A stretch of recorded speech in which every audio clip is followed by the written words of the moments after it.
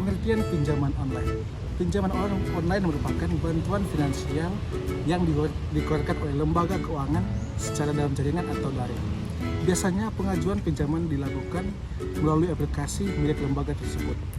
Kehadiran pinjaman online saat ini membuat proses peminjaman internet lebih menjadi praktis dan cepat, serta tidak memerlukan usaha yang banyak.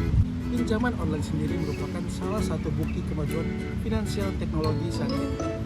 Calon nasabah cukup mengisi formulirnya secara online, sekaligus melakukan proses verifikasi, kemudian mengajukan kredit sesuai jumlah dana yang dibutuhkan. Kemudian, nasabah akan menerima pinjaman tersebut setelah proses pencairan dan persetujuan dari lembaga keuangan tersebut. Terlena dengan kemudahannya pengajuan. Kalian tentu sudah tahu bahwa pinjaman online begitu mudah untuk diperoleh. Proses pengajuannya bahkan sangat mudah, hanya dengan beberapa genggaman tangan. Lalu, setelah itu kamu bisa memenuhi kebutuhan sehari-hari. Bukankah konsep ini sangat menarik dan terasa begitu menyeramkan?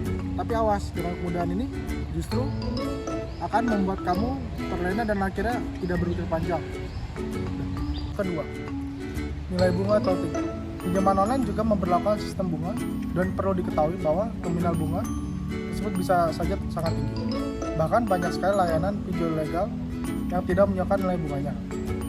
Namun, langsung menaikkan bunga tersebut di tengah program pinjaman. Tentu hal ini sangat merugikan dirimu sebagai debitur dan akan membuat jumlah angsuran meningkat gratis. Jenis pinjaman online. Di sini ada 3 jenis pinjaman online. Yang pertama, pinjaman online tunai. Pinjaman jenis ini sering dimanfaatkan untuk memenuhi kebutuhan harian atau darurat. Dana yang diajukan langsung cair ke rekening bank sesuai melakukan pengajuan sehingga bisa langsung digunakan. Proses pun cukup cepat, yakni kurang dari 24 jam.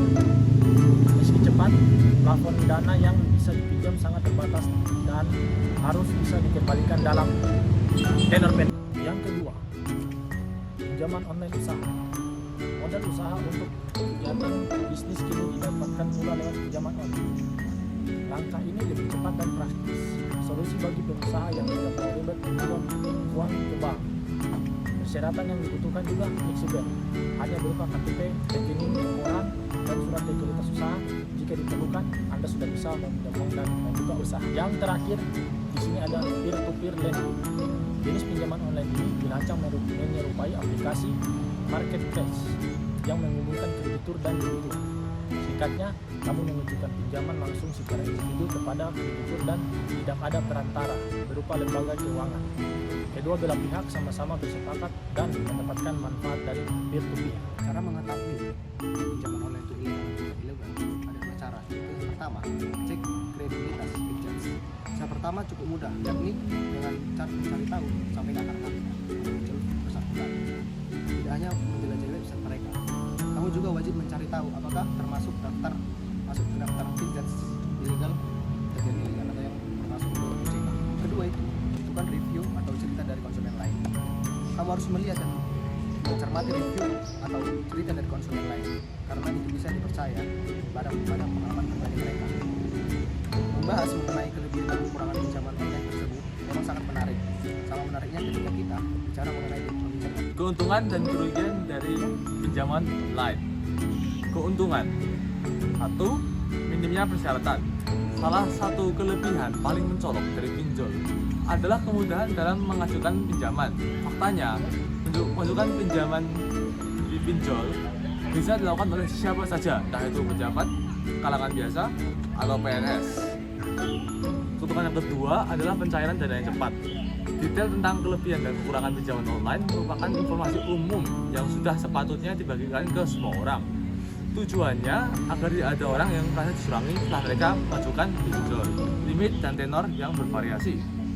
Kelebihan lainnya yang mungkin membuat kamu memutuskan pinjam ke pinjol adalah limit dan tenor mereka yang cukup bervariasi. Meskipun menggunakan basis online sebagai media marketing, pinjol tidak serta meletakkan limit dan tenor yang kecil. Kerugian dari pinjaman online. Kerugian yang pertama adalah risiko kredit macet. Berbagai kelebihan dan kekurangan pinjaman online mungkin membuatmu gusar, apalagi ketika juga menyimak berbagai kekurangannya. Risiko kredit macet sebetulnya bukan terjadi pada pinjaman online saja, melainkan pada mereka juga yang mengajukan pinjaman pada bank. Kerugian yang kedua adalah terjerat pinjaman online ilegal. Risiko selanjutnya yang bisa jadi menimpa kamu ketika mengajukan pinjaman online adalah berjumpa dengan pinjol ilegal. Pinjaman ilegal memang sangat meresahkan masyarakat karena kegiatan bisnis mereka dilakukan tanpa pengawasan dan izin dari OJK. Sudah banyak sekali korban dalam pinjaman online ilegal yang mengklaim datanya tersebar ke publik. Kondisi ini sebetulnya masih bisa dihindari ketika kamu berhati-hati dalam memilih pinjaman online.